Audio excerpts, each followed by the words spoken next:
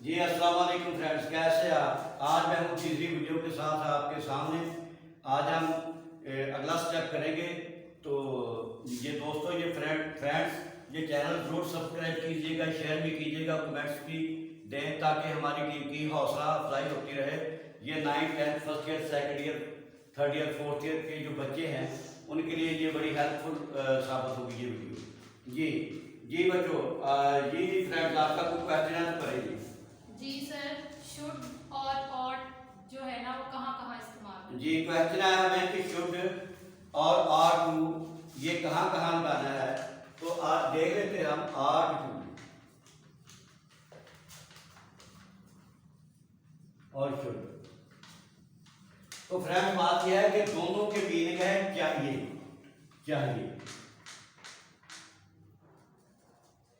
Are to जो है ये एथिकली लगाते हैं किसी काम को करने के लिए। मसलन हमें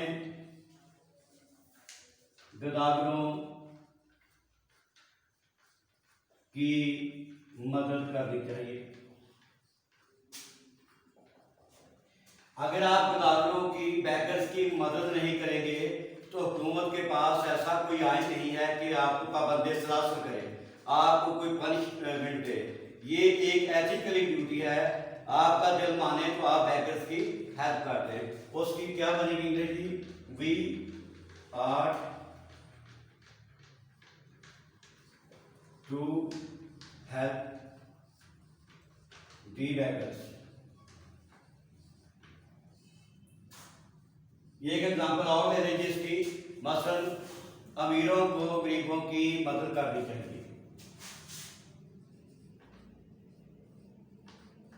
अमीरों को गरीबों की मदद करनी चाहिए। दी रिच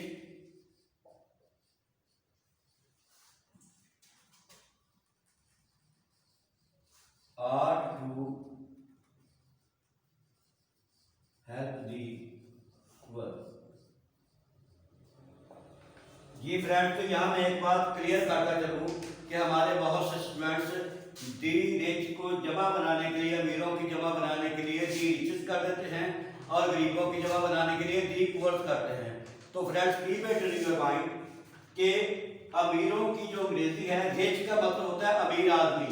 अगर सिर्फ रिच है तो रिचेस का मतलब होगा दौलत, वेल्थ। अगर अमीर आदमी कर दो तो दी रिच मैन, आ रिच मैन, जैसे भी है। अगर दी रिच है तो इसका मतलब जितने भी अमीर। दी रिच की अगर आप रिचेस करेंगे तो उसके मीनिंग टोटली चेंज हो जाएंगे। ऐसे ही दी पुअर के साथ दी पुअर कभी नहीं लगाएंगे। गरीब आदमी की होती है दी पुअर मैन या आ पुअर मैन, और जितने भी गरीब हैं दी पुअर, ये पूरी गरीब की क्लास को जाहिर करता है। तो पुअर कभी भी ना लगाएं। तो ये फ्रेंड्स इसकी बनेगी the rich are to help the poor. ये है एक एथिकली ड्यूटी कि अमीरों को चाहिए कि गरीबों की हेल्प करे। अगर अमीर नहीं हेल्प करेंगे तो उनके ऊपर कोई ऐसा कानून लागू नहीं होगा जिससे उनको कोई पनिश किया जा सके या उनके ऊपर कोई आइन को शिक लागू हो। ये उनकी एक एथिकली ड्यूटी बनती है कि उनको चाहिए कि वो गरीबों की मदद करें। ये तो अब आ गया शुड का दोस्तों ये है कि चाहिए के मानों को जाहिर करने के लिए। मसलन फिक्र है कि हमें बाद वक्त कॉलेज जाना चाहिए, हमें बाद वक्त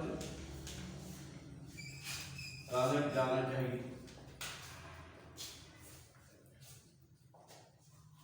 वी शुड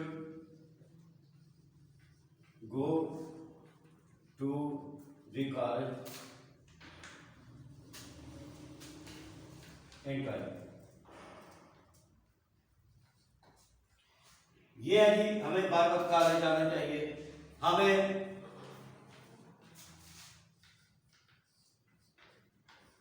सैर के लिए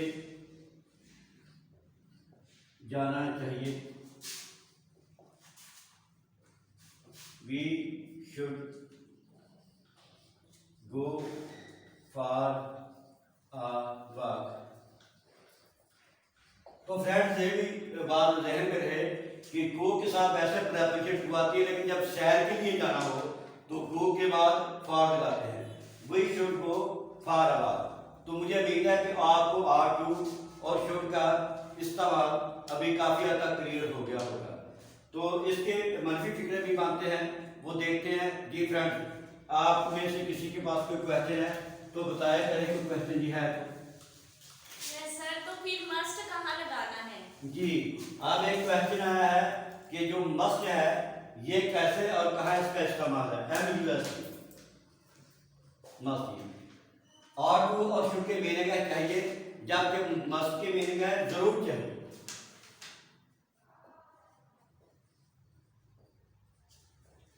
जब किसी बात पर जोर दिया जाए तो वहां मस्ट होता है, लेकिन ये भी फ्रेंड्स ध्यान में रहे कि आर टू शुड और मस्ट के बाद हमेशा वर्ब की फर्स्ट फॉर्म आती है, कभी सेकंड या थर्ड फॉर्म कभी भी नहीं आती, never never.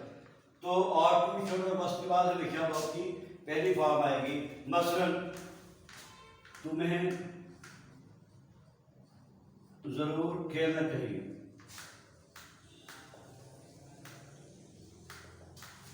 Ji, you must play. तुम्हें जरूर जाना चाहिए।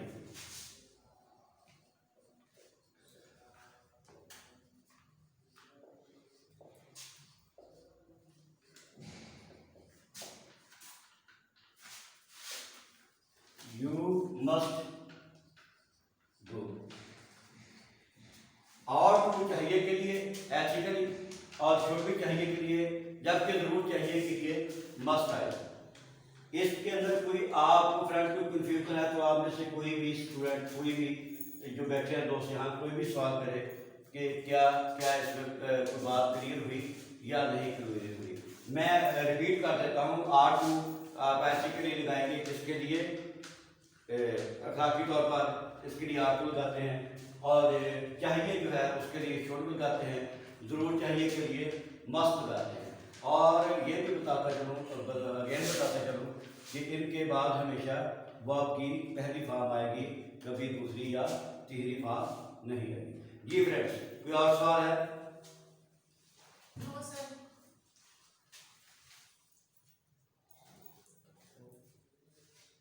जी, तो मैं एक और भी बता दूं यहाँ पर आपको, ये जो आप कह रहे हैं कि विद और शैल, इसका क्या इस्तेमाल है। जी, तो मैं ये भी बताता चलूं।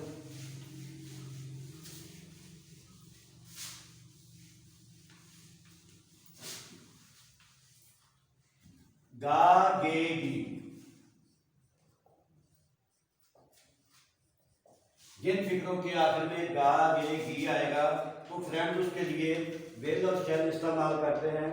तो जो पाकिस्तान में अमूमन इंग्लिश पढ़ाई जाती है उसके साथ क्या करते हैं, शैल जो है फर्स्ट पर्सन के साथ लगाते हैं, यानी आई और बी के साथ। बाकी जो विद है ये आप लगाएंगे सेकंड पर्सन के साथ, यू सेकंड पर्सन है, थर्ड पर्सन प्लूरल के साथ जो दे है, ही शी इट। थर्ड पर्सन वाहिद है, शीट जब एक नाम आ जाए फिर इन तमाम के साथ वेल लगेगा। आई और बी जो दोनों फर्स्ट पर्सन है, आई फर्स्ट पर्सन सिंगुलर है, बी फर्स्ट पर्सन प्लूरल है, इनके साथ सिर्फ शैल लगेगा। फर्ज करें मैं कहता हूँ कि वो चाय पिएगा, he will take tea।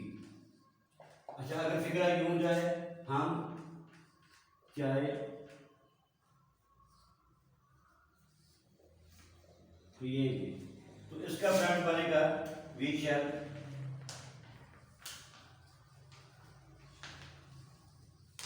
Take.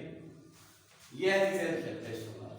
और विल का और शैल की दूसरी फॉर्म है वुड।